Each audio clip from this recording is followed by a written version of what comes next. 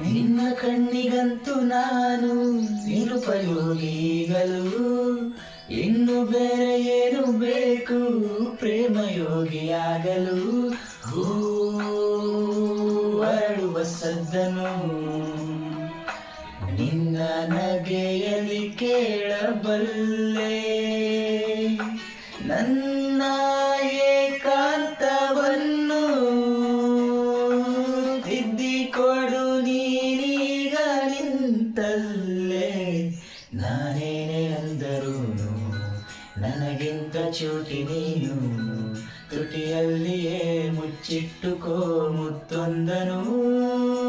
ಕದಿಯುವ ಮುನ್ನವೇ ಪರವಶನಾದೆನು, ಅರಿಯುವ ಮುನ್ನವೇ ಪರಿಚಿತನಾಗಲಿ ಹೇಗೆ ಪ್ರಣಯಕ್ಕೂ ಮುನ್ನವೇ.